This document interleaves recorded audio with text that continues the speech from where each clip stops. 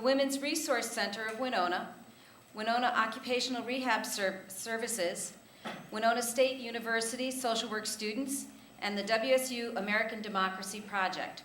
We are pleased to welcome those of you in our live audience and citizens who may be watching at home. We also want to thank the City of Winona for allowing us to hold this educational forum in the council chambers. For those of you watching at home, we have a call-in phone number where you can provide us with questions for the panel. The call-in phone number is 507-457-8280.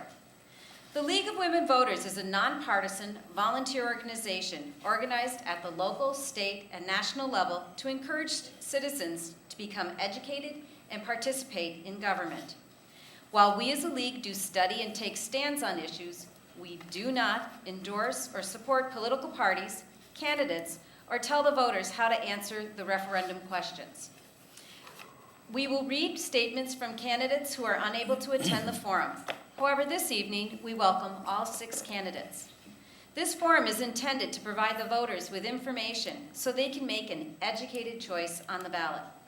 The views expressed in this educational forum are from those from the candidates. We do encourage our members as individuals, as we encourage each of you to get involved in your community. For the 2018 forums, the League of Women Voters Winona has adopted the participation policy as approved by the League of Women Voters Minnesota 2018 board. This policy allows inviting all candidates for an elected office. If only one candidate chooses to participate, the forum will be held. The League of Women Voters Winona participation policy and ground rules were provided to the candidates with their invitation to attend. Copies of both policies are available this evening for the public, and I'm going to review highlights of the ground rules for this forum. First, the audience is expected to be courteous to the candidates and good listeners. 2, this is a live cable TV broadcast. The audience is asked not to express support or concern during the forum and to hold their applause until the end of the forum.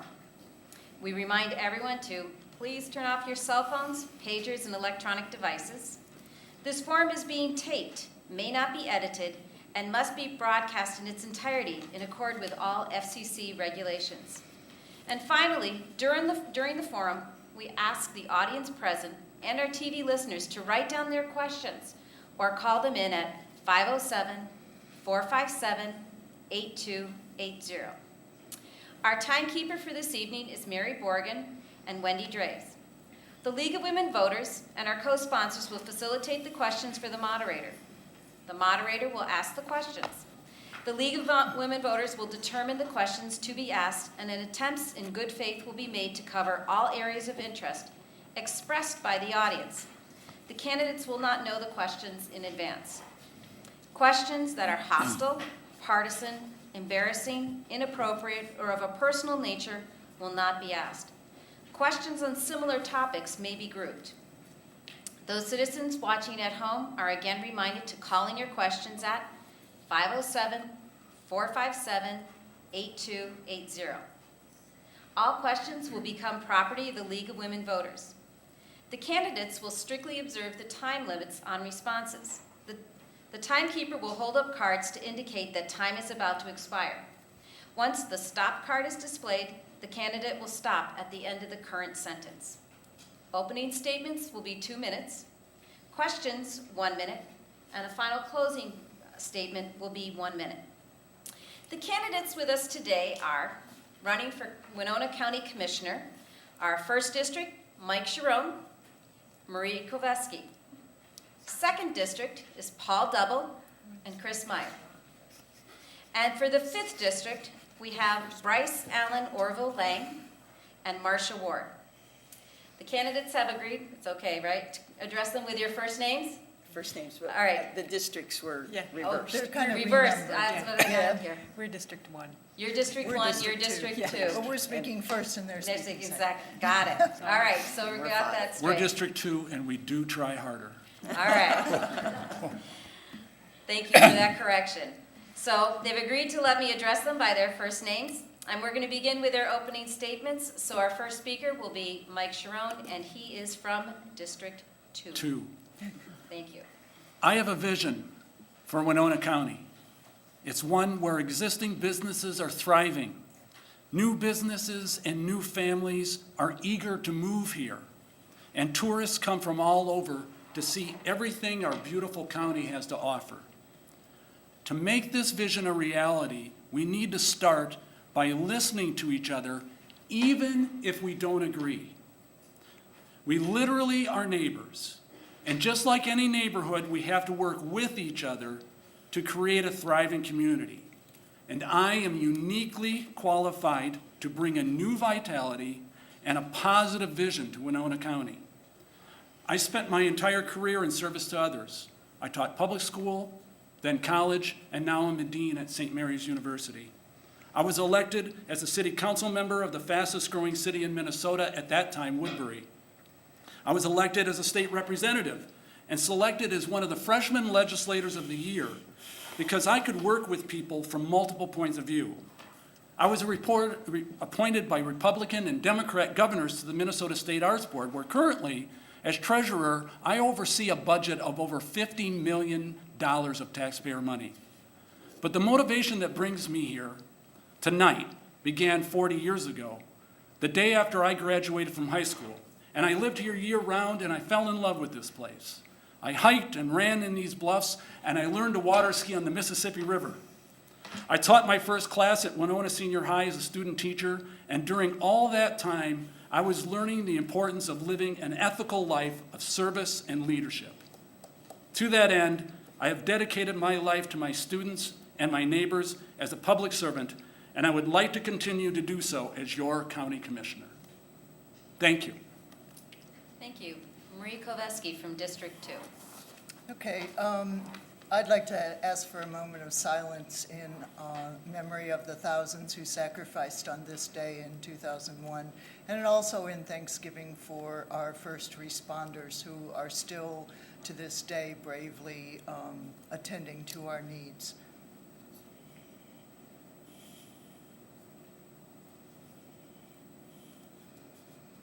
So I'm Marie Koveski, candidate for County Commissioner in District 2, and I've been honored to serve in this position for the last 4 years. My background as a teacher of the visually impaired allowed me to develop a unique style of teaching that has implications for the job as County Commissioner. I not only had traditional teaching role for providing specific instruction between student and teacher, but I also developed the ability to bring people from various areas, the families, the medical profession, and the county and state resources together to discuss and solve problems. And this, I transfer this model today to the county work that I do. In addition, I use my wide experiences as a community volunteer as an opportunity to listen and learn from people in our community across all ages and across all economic levels. I never expected to run for public office, but I used my contemplative time completing a 500-mile pilgrimage or walk across northern Spain. It's called the Camino. I used that time to think about ways that a retired teacher could contribute and invest in our community. I'm running for County Commissioner to develop 3 areas. 1, to protect the health, safety, and quality of life in Winona County. 2nd, to listen and respond to citizens. And 3rd, to provide researched votes and responsible leaderships. And I thank you for this opportunity. Thank you. Now for the 1st District, Paul Dublin. Thank you for tonight's opportunity to highlight the pending issues facing our taxpayers and our reasons for running and our plans to address them. In the last few weeks, our local newspapers have clearly reinforced my reasons for running for the county board and the clear need to have someone who has experience dealing with government budgets and spending constraints. Leading the pack, the county needs to address not only the new budget, but exercise its spending during the current year. The proposed solution reported to tap reserve again or to increase your property taxes. The jail resolution and solution can have a very large price tag. The school district is not only asking for $9.42 million, but also is labor contract for the next 2 years with $800,000 in just the roll in the grid and the lanes. And the WAA has an experienced negotiator. Last but not least, the city's discussion for new senior housing and new senior center, and reported to want to sell prime neighborhood park lands for housing. The construction costs related to downsizing Broadway and other major expenditure discussions, all increasing your property taxes. Someone needs to be your voice at the table to say no, with the experience to work through the issues and not simply increasing property taxes as the only way to address and solve these problems. I believe I have the track record and experience and government budgets both in practice and to get the job done, spending your money wisely, and I ask for your vote. Thank you. Next for the First District, Chris Meyer. Thanks to the League of Women Voters and for putting on the event, and to everyone who's watching on a beautiful evening when there are lots of other things to do in Winona. I'm running for the District 1 County Commissioner seat that's currently held by Jim Pomeroy. I think that he's done a fabulous job, and I wouldn't be running if he were. I've watched him over the last few years thoughtfully try to bring consensus and compromise to a county board that has pretty disparate views, and to do that for the good of all, with the good of all county residents in mind. He's my role model for how I would like to serve if elected. I'm committed to approaching this office not with a preset agenda, but using the data about each situation to provide the best quality services at the best value for the benefit of everyone in the county. I do have some specific ideas related to collaboration in regional services and economic development. I think that the county has been missing an opportunity to grow our tax base by not doing more, and by only focusing on reducing taxes. 80,000 people and billions of dollars of investment are going to happen just next to us in Olmsted County, and we should be trying to leverage that growth. We should be collaborating on transit and social services through Southeast Minnesota together, as well as participating in their placemaking efforts to grow our workforce. I want a sustainable future for Winona County, where our kids and grandkids have the same opportunity for the quality of life that we've had. I think that people, planet, and profits are important for that future. In order for people to live here, we need to be able to make a living, so we need to have a strong economy, and that should be equitably available. But neither of those things are going to be available if we don't have a planet to live on. And so clean air, clean water, and healthy soil is critical. I grew up on a small Minnesota dairy farm. I had a fabulous career at General Mills, a Minnesota company, and I retired 5 years ago. My life now is about service. Thank you. Now from the 5th District, Bryce Lang. Good evening. I would just like to thank everyone for attending and thank the League of Women Voters for hosting this forum. I was born and raised in Lewiston, where I currently live with my wife, Becca, and my 2-year-old son, Arden. I currently serve on the city council there and the Economic Development Authority. Many of my priorities as a councilman will carry over into my new position should I be elected. Those priorities include infrastructure improvement, progressive economic development practices, and strives towards conservation. I have served in the Minnesota Army National Guard for 5 years. I graduated from Winona State University with a Bachelor's of Science in Public Administration and a minor in Political Science. I am pursuing a master's degree at the University of Illinois at Springfield, majoring in Political Science. Currently, I work full-time for a nonprofit called CEDA, or Community and Economic Development Associates, that provides economic development staffing to small cities and counties in our area. Some of the communities I work in are Jackson, Spring Grove, Mabel, Rushford Village, Hayfield, Pine County, and recently Houston County. I would like to bring this knowledge and experience and put it to work for the citizens of Winona County. The reason I am running to be elected to the county board is because I think it is time for a change in our governance. We need to ensure that we are getting new ideas and new people involved in our decision-making process. 16 years is long enough for any politician, and I need your help to change that. Thank you. Thank you. And now also from 5th District, Marcia Ward. Good evening. To the League, and to make it perfectly clear, I am a member of the League of Women Voters. Tonight, I am just a participant. Driving in tonight, I'd have to say it's a great evening to live in Winona County. I live in Nodine, rural part of the Winona County, up on the ridge, top of the world. I can see forever, and I want to keep that vision and see forever for all of Winona County. I am married, I have 4 children, and I am very proud to say I am now the grandmother of 6 young children. I look to the future because those 6 very young children do need a future. Even though they don't live in Winona County, their roots are in Winona County. I am a past small business person. I made a lot of money, paid a lot of bills, had a lot of employees. Now in this portion of my career, I spend a lot of money, but I do take that spending very seriously. I am a conservative member of the Winona County Board, and I take very seriously how and why we spend local property tax dollars. I am engaged.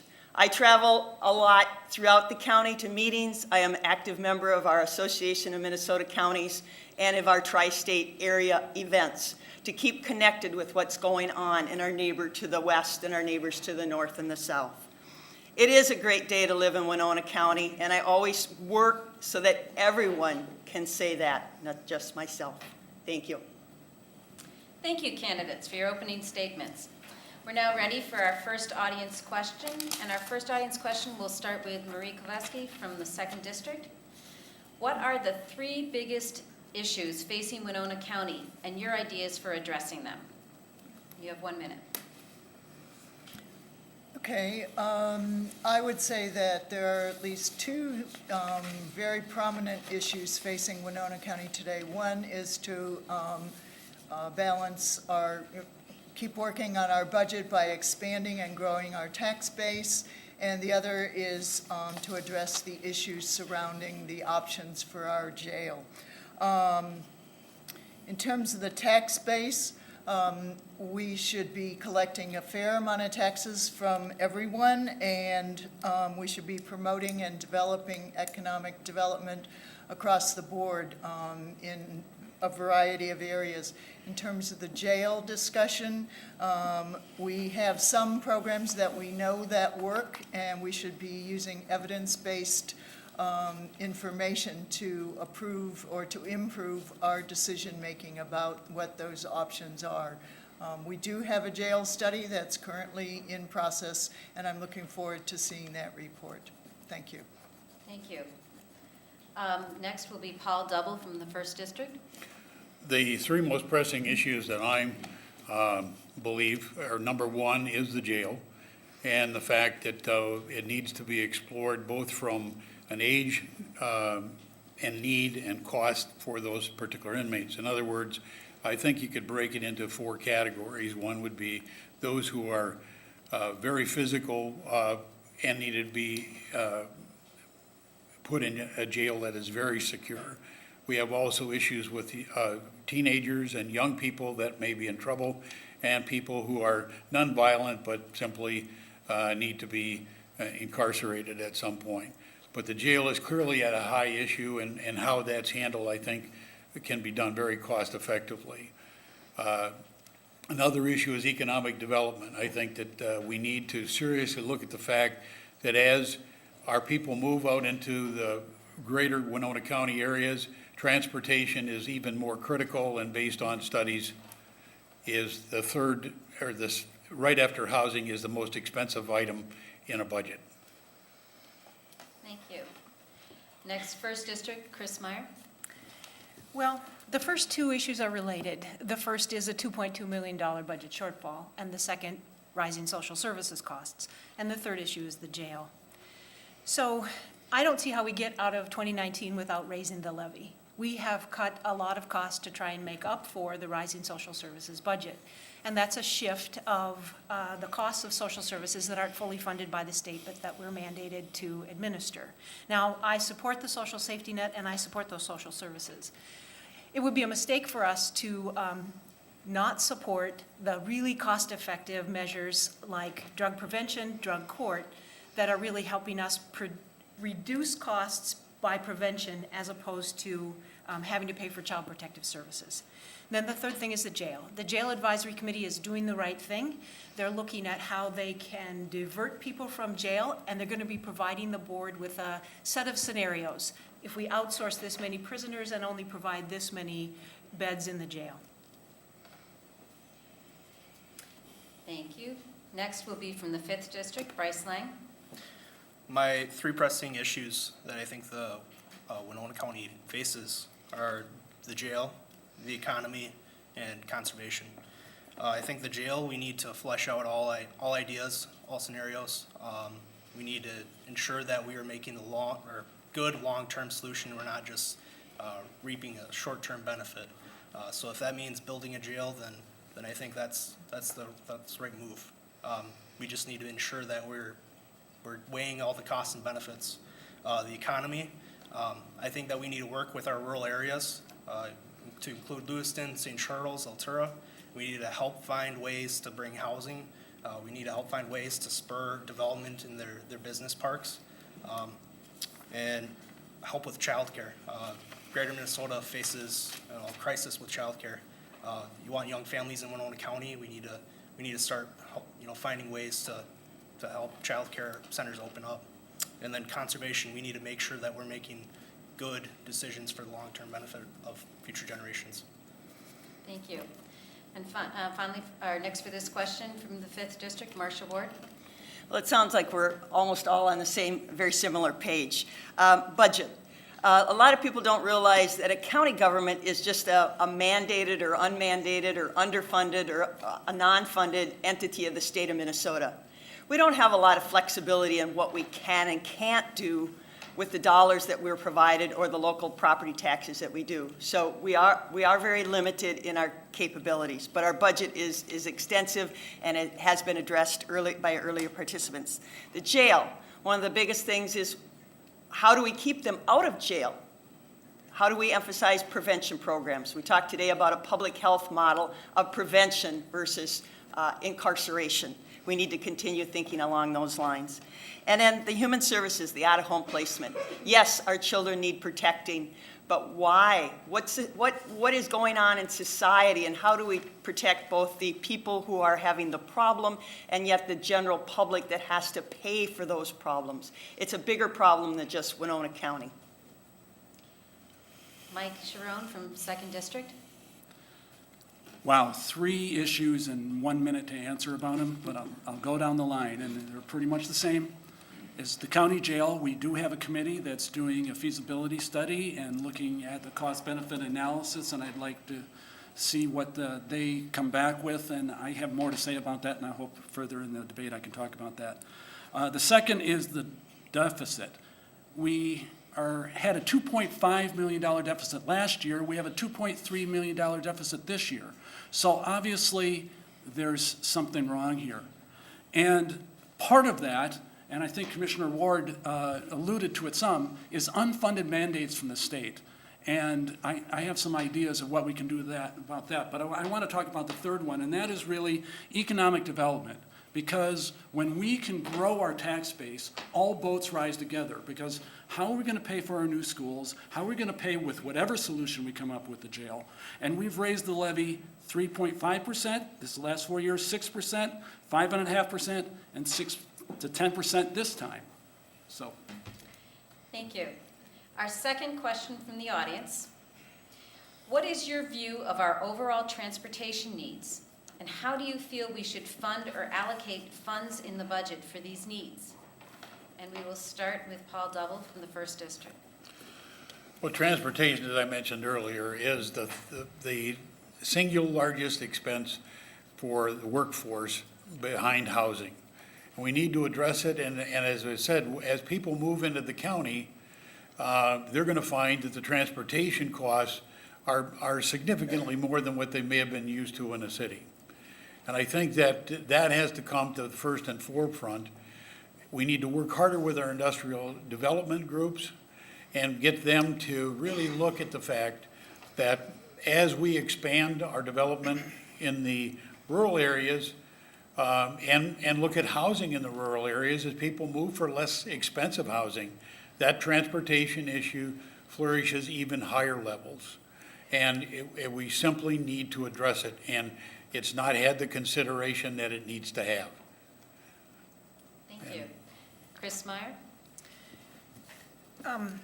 We are one of the few places in outstate Minnesota that does not have a regional planning authority. And as a result, we're not eligible for the majority of transit funding. So it is a former Winona County staff person who invented something called Southeast Minnesota Together. And that organization is still meeting, but that individual is no longer with the county, and Winona really doesn't have anyone doing economic development. Southeast Minnesota Together has a transit group, and they are forming a commission. So regionally, they're trying to move forward on transit efforts. Without that, in order to move for a job, it makes having a car pretty much a requirement for employment. So it's a big need, and for the reasons that Paul talked about. So when I talked about collaboration regionally, we need to be involved with the organizations that are working on transit regionally, and that is happening. Thank you. Bryce Lang? Yeah, I think we can help provide solutions with transportation. One example is, public-private partnerships. So, if a business has a huge gap in unemployment and they need to hire people, we can help facilitate getting people that may be unemployed or down on their luck to, ride share or even buses. I work in Spring Grove, and there's a company called LAX, and they bus, many people in, from La Crosse and other areas. We also need to look at our rural roads. We need to make sure that we're constantly improving our rural roads. If people come in and their first impression is that we don't take care of our roads, why are they going to invest in the county if we're not going to?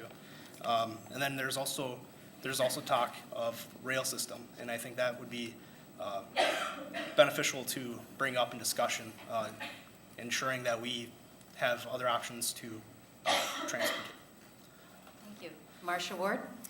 Well, transportation's important. I live on a dead-end township road. I feel blessed that they mowed the weeds last week, so it looks a little more presentable and I can make it through. But transportation's very important throughout the county.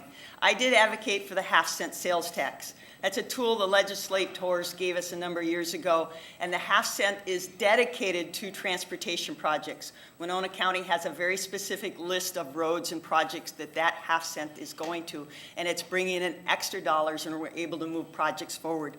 Winona County is also at the table. We sit at the workforce development. I am also part of a larger group, the Southeast Minnesota Workforce Development out of Rochester.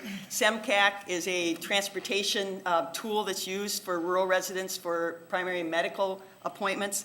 We have a commissioner sitting on the high-speed rail study commission. So Winona County is at the table with different representation to look at future transportation. A big thing is the legislator auto sales tax reform.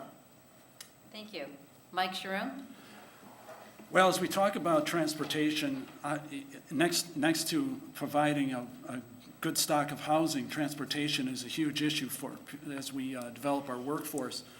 And I think, incentives for rideshare, I think, is important. We do have a bus system in Winona, but even then, I can see my friend Jane out here in the audience.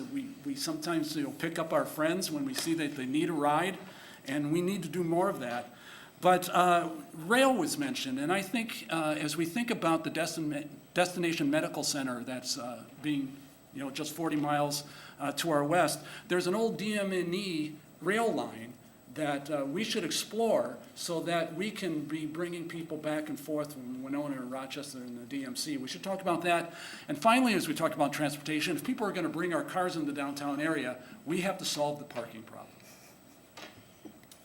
Marie Kovetsky? Okay, transportation is just one area that contributes to attracting and keeping a workforce in our area. It includes the infrastructure that supports education, working people, economic development, and our overall quality of life, plus our access to community resources. I agree with Chris that the regional resources we need to explore fully, and that includes the Destination Medical Center resources. We need to be able to move people back and forth easily and efficiently between Winona and Rochester.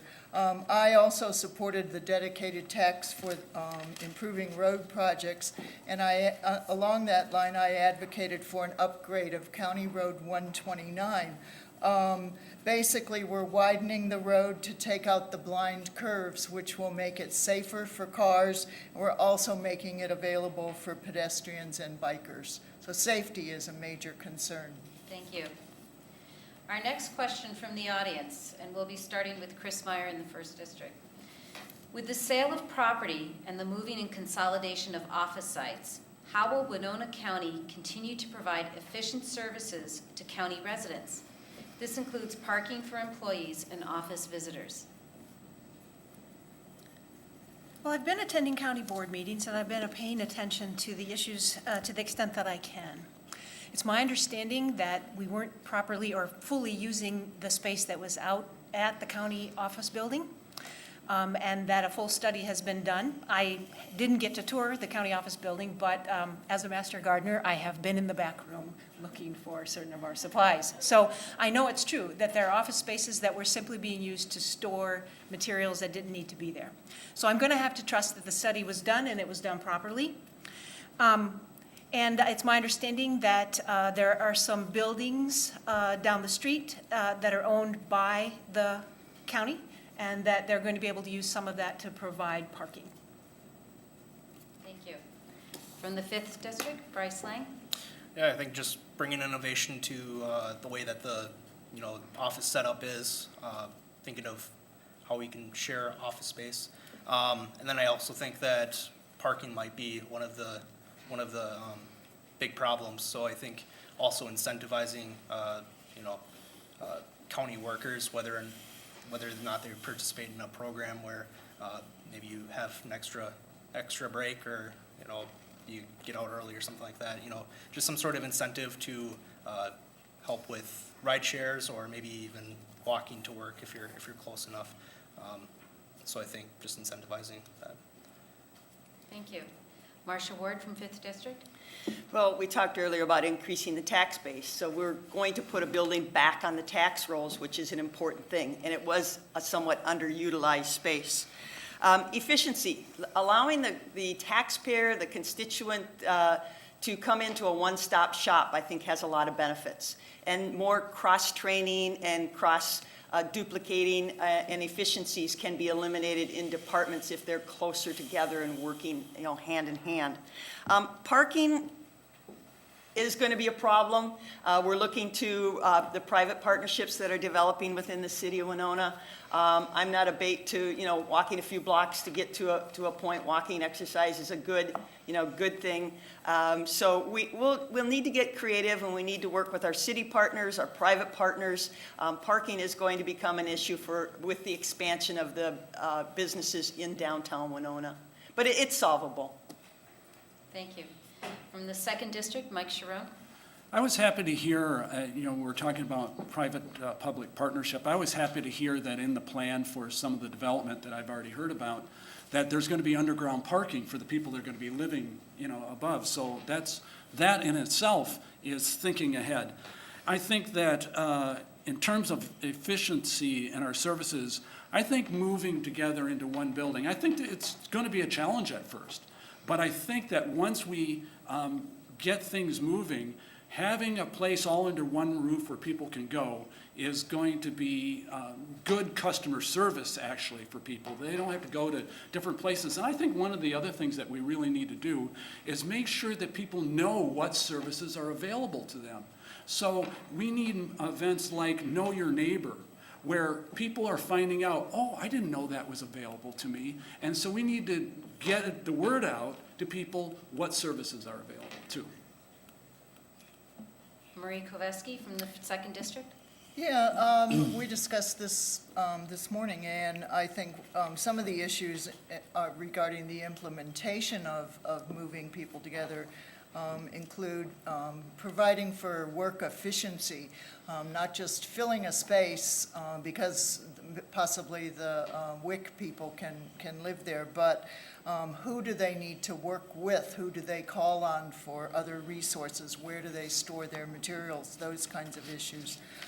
We still haven't directly heard from staff regarding their needs. For instance, the assessors work with some very technical work, so they need privacy, but they also use large documents and they may need large desk space. There's a need for privacy and for safety for some of the individuals coming in to the court to have services. And I think the parking, if we work collaboratively with the city and private businesses, we can actually spend our county dollars last. And that would be very effective. Paul Double? I think one of the things that can be done is by setting different time limits on parking can address the idea of customer service, and that people who are just going in for a license plate or whatever, it might be in a 15-minute time zone. But others who will have to walk a little farther. Also, I like to remind people that the only area of the downtown that basically does not have an historic building in it is from Johnson Street to the YMCA, 4th to 5th. So the potential for those blocks that are in that configuration for parking, I think, are just a matter of time, and it will happen. Because that, as I say, every other block in the downtown area has at least one historical property in it. And so I think that's the direction that things will move, whether just by the future. Thank you. Our next question from the audience. What skills do you bring to the table to be able to evaluate budgets and make recommendations while ensuring transparency? And we'll be starting with the 5th District from Bryce Lang. Well, as far as budgeting, I am on the city council in Lewiston, so I am familiar with the budgeting process, working with department heads and hashing out what are the needs, what are more of what can we get by with without having this year, maybe we can save up for next year. I also am an appointed staff person in several cities, so I put together different budgets for the EDA. So I'm familiar with the process. As far as transparency, I think that the county does do a good job with having a website, and it does show a breakdown of what's being proposed or what's being spent per year. I think it's just getting the information out to the voter, to the constituent, as far as where to locate that information. Thank you. From 5th District, Marcia Ward. Budgets. I said in my introduction, I own a small business. So I have worn many hats in running a small business. You're not only the bookkeeper, the accountant, the advertising executive, the customer service executive, and sometimes the tire changer. And the toilet cleaner. You do a little bit of everything when you own your own business. And that relates to county work. There's a lot of aspects of county work. My opponent thinks my experience is a detriment. I think my experience is an asset. Communications. I am never afraid to ask a question. And I think that's very important, because when you ask a question, that promotes usually another question and comes with a lot of discussion and a lot of generation of new and different ideas. Transparency. We have worked hard at the county with websites and different software to bring our accounting into a more public light. It's maybe not as user-friendly as we'd like, but we're working on that. We appreciate the press keeping us very transparent. Thank you. From the 2nd District, Mike Sharon. Budgets are my life. I'm a dean of a school out at St. Mary's, so I'm overseeing millions of dollars there. I've served on a city council. I've worked on the state budget, which, by the way, this year is a budget year, so we should talk about that. And I've even taught budget in Washington with our senators and our congressional delegation. And right now I'm overseeing over $50 million for the state of Minnesota. And I know that Commissioner Ward likes to say, it's a great day to be in Winona County. Well, I like to say at the State Arts Board, they know that I'm going to start a lot of meetings when I give my treasurer's report. What I like to say is, it's not our money, folks. So we better spend it wisely, and we have to be transparent about how we spend it. Thank you. Marie Kovesi from the 2nd District. Okay, I have had experience with budget development and implementation in a previous life of working in the State Department of Education in Florida for 67 school programs and the School for the Blind, programs to develop and support services for visually impaired learners. Basically, in terms of budget development and budget decisions, if you bring the right people to the table, then if you listen, you can make effective decisions. We have resources from the Minnesota Results First program, which is operated by the Office of Finance and Budget. And they give us information to help make decisions on cost effectiveness and programs that can meet those needs. If we focus on prevention and early intervention, Thank you. those will help also. 1st District, Paul Double.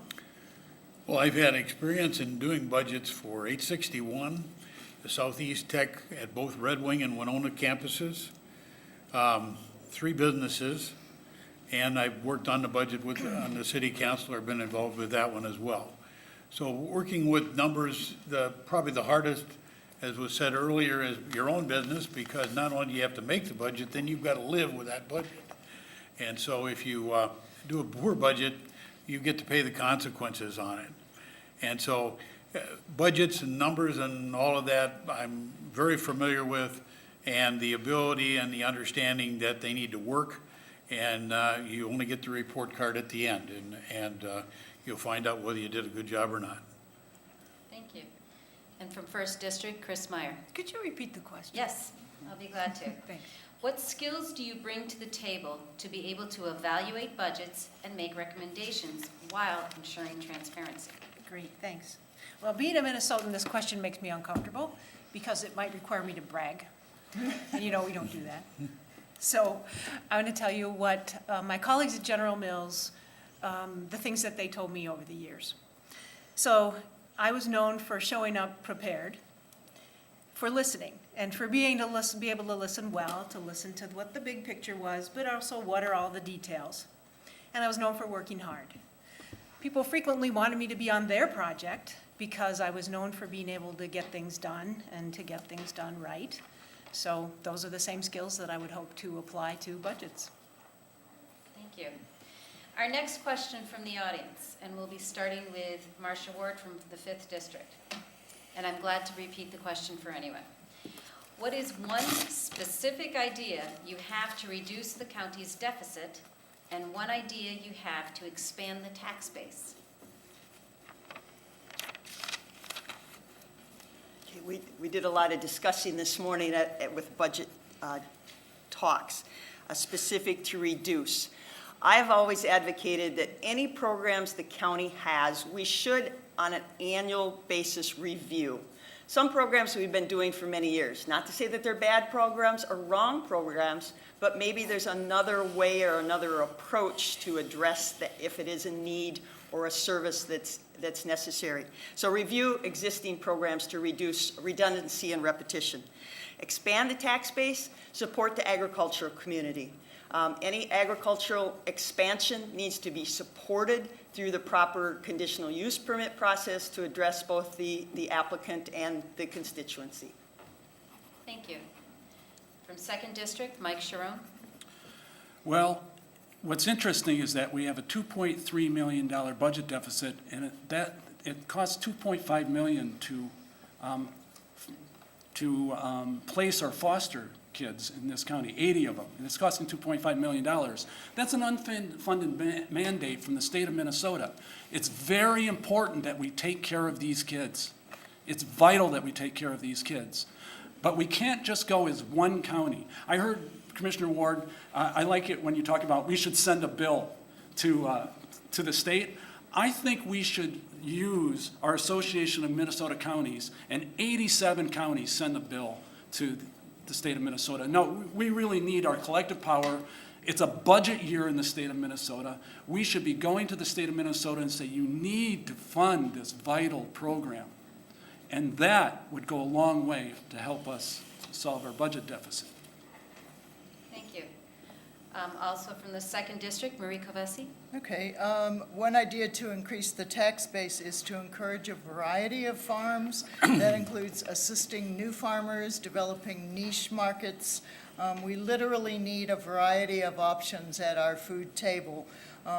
We don't want to be in the position that some areas were with the turkey virus, where if you depend heavily on one aspect of agriculture, you can be wiped out with one virus coming into your area.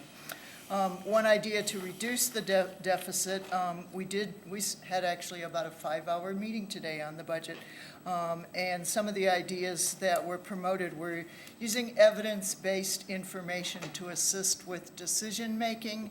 If you have cost-benefit information, if you know that a program saves money, sometimes it costs money to save money in the long run, but that those are very cost-effective decision-making that needs to happen. Thank you. From the first district, Paul Double. One of the things that I look at in terms of rural development is the fact that there are REAs out there who are geared and help many government entities in terms of economic development and growing their county base. The REAs are equipped to plow snow, provide fire protection, do all kinds of services, and they do it across the country. It's not it's an old idea, but the REAs are there and can do it. They're very well equipped. On ways to look at saving money and dealing with the deficit is what got better, what didn't change. And the things that didn't change maybe need to be addressed and eliminated, because if it didn't get better and it's not doing the job, there may be some opportunities to look around, not necessarily in the county, but look around the United States, our abutting states, to see who's got some creative ideas at the county level out there that's saving them money and replicating it. Thank you. Chris Meyer from the first district. To expand our tax base, I think we need to give assistance to our small townships and the small municipalities. There are state and federal resources out there for economic development, but if you are a township that has a clerk that works part-time and that's the only staff that you have, you simply don't have the time to address that. So that is one of the things that when we did do economic development, that person did, was collaborate with those municipalities and townships. To reduce the deficit, so the child placement budget is the one that keeps growing. And the majority of those placements are due to substance abuse. And so one of the things that was talked about at the budget meeting this morning by the county board is those preventative services. Those like drug court that try to reduce addiction and those which try to prevent substance abuse in the first place. So for $1 spent, sometimes between $2 and $11 are returned in value. So investing in those kind of programs has the potential to at least keep those costs in check. Thank you. From the fifth district, Bryce Lang. Yeah, so I could go on hours and hours talking about this. This is what I do for my full-time job. But the hard truth is Winona County is severely lacking in economic development. We're all sitting up here talking about it, but there's no one in that chair directing us in terms of an economic development director. As soon as someone left us a few years ago, there's been no one where the tasks have been shifted onto someone else. So we need to ensure that we are investing properly in staffing to help work and coordinate with cities and townships to ensure that we are helping with housing developments. I'm a city council member in Lewiston, and part of the reason I'm running is because there's just been such a lack of coordination from the county. That's been one of the biggest things I've ran on. So I think that the county really needs to step up, put someone in charge, and we need to start going forward. Because I think counties like Houston and Fillmore, they're lapping us. We need to get better. Thank you, and thank you all for answering those questions from our audience. We're nearing our end of our forum, and we would like to ask each candidate to present a 1-minute closing remark. And so we will continue our moving around, and we'll begin with Mike Sharon from the second district. Well, first, I'd like to thank the League of Women Voters. What you're doing is very important for democracy. I started tonight by sharing with you a positive vision for a thriving Winona County. As I've been attending events and talked to people at the door, I've learned that people share the same hope. It's one that everyone can contribute to. We don't all have to agree with each other. As a matter of fact, from my experience, the sharing of many points of view is better for good solutions.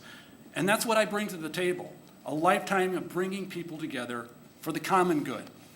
When I first came to Winona as a 17-year-old, I never envisioned sitting up here tonight. But it was the start of a journey that has taught me that I have just the right experiences at just the right time for Winona County. And I know that I can help Winona County, and I hope that you will help me with your vote do just that. Thank you. Next, we will hear for the 2nd District, Marie Covesi. Sure. I've actually found two things useful, and they serve as a guide for me. First, I think it's extremely important to align what you say with what you do. My values arise from my parents, my Girl Scout days, mentors, teachers. My current family includes my husband and my 2 adult children, and also co-workers. I'm a lifelong learner. This allows me to be consistent and also provides a base for integrity and transparency in what you say and what you do, from anything from campaign donations to decision-making. Secondly, I've been fortunate to have led an adventurous, experience-filled life by saying yes to a variety of opportunities, and that's after researching the options, of course. So I just would like to end by saying it's important to say yes, and I hope you can say yes for me on November 6th to continue as your county commissioner in District 2. Thank you. From the 1st District, we'll hear from Paul Double. Winona County faces some critical issues affecting your property taxes and the future of the jail, mental health services, and the maintenance and upkeep of our roads and bridges. Taxpayers need common sense solutions, results, and actions, not stalemates, internal fights, and mounting legal expenses. As chair of the Winona Township Board, we not only provided a high-level and safety-centered road maintenance, affordable and quality public services, including snow removal, fire protection, public park development, zoning and planning control, and enforcement, and with the lowest property taxes in the county at the time. As one of the members of the State Municipal Board, our role was to listen to the facts and the parties on land disputes, and based on those facts, settle the issues. During my tenure on the Technical College Board, we merged the Winona and Red Wing campuses with both communities accepting of the results. I hope for your support and vote in November. Thank you. Thank you. From the 1st District, Chris Meyer. Thanks again to everyone who came tonight and listened. Just a couple things to take away when you're making your decision in November. Winona County's doing a lot of things right. It has a lot of things going for it. Some of the things that I'd like to see change is that I would like us to collaborate more regionally. I'd like us to refocus on economic development. I'd also want you to, again, know that I am interested in a sustainable future for the county that involves people, profits, and the planet, and that I want our kids and grandkids to have the same quality of life as we have today. And I hope we can all work together to achieve that. Thank you. From the 5th District, Bryce Allen Orville Lang. Winona County has always been my home. I threw my hat in the ring because even though Winona County is my home, there are still ways we can improve it. You don't simply buy a home and let it run into the ground. You have to continuously work on it and find creative and innovative ways to make it better. That is called home ownership. And you do all of this in hopes of giving something to your children that is now in better condition than when you received it. This is the mindset that we need in our county. We need someone who is constantly looking to improve all of our lives. We must continue to adapt, improvise, and overcome and fight for a better life for ourselves and our children. Winona County is worth fighting for, and that's exactly what I will do for you. Thank you. Thank you. And also from 5th District, Marcia Ward. Fifth District is a very strong agricultural district, and we have to recognize the economy of agriculture in Winona County.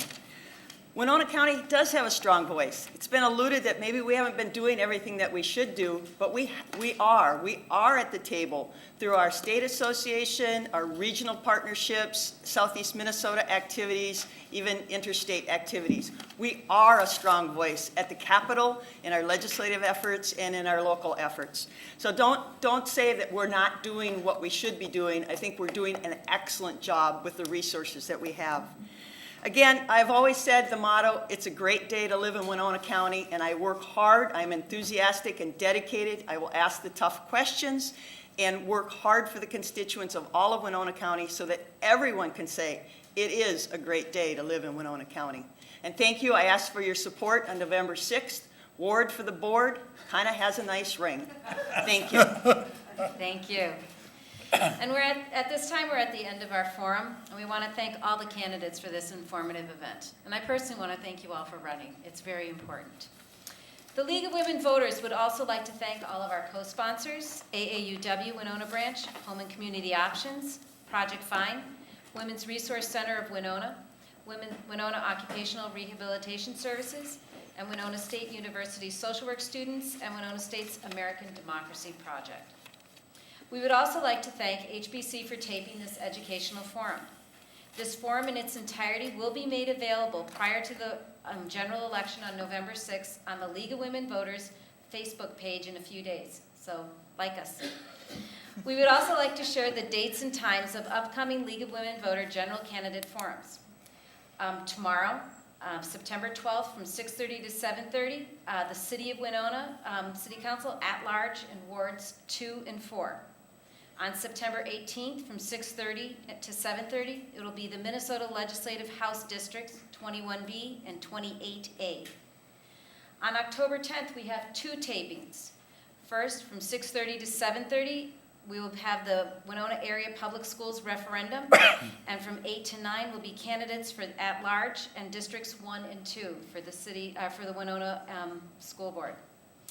October 15th, 6:30 to 7:30. This will be in St. Charles. The others are in Winona. This one's in St. Charles, and it'll be for mayor and 2 at-large city council seats. This forum will be held in St. Charles in the Community Center at 830 Whitewater Ave. And then on October 18th, 6:30 to 7:30, back in Winona, we'll have Winona County officials for attorney, auditor, treasurer, recorder, and sheriff, with statements from Soil and Water Board unopposed supervisors.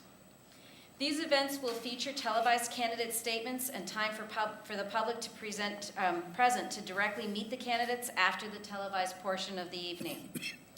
Most of the League of Women Voter general election forums will be held in here, the Winona City Hall Council chambers, throughout October 2018. The Public Education Forum on Winona Area Public Schools referendum question is planned for October 10th, 6:30, prior to the Winona Candidates Forum at 8. Watch for local media and publicity for updates on these opportunities. And again, check out our League of Women Voters Facebook page in Winona for other events and updates. If you need information on becoming a registered voter, call Winona County Auditor Treasurer's Office or the Winona City Clerk. You may register to vote for the general election online at the Minnesota's Secretary of State's office until October 16th for the general election. Minnesota also has registration at the polls. If you check out the Minnesota Secretary of State's webpage, our website on process, as several items of identification must be provided on election day to election judges. The Minnesota League of Women Voters.org is a website you may also use for general voter service information. Please vote. The general election is on Tuesday, November 6th, and the polls are open from 7 a.m. through 8 p.m. Thank you, and have a great evening.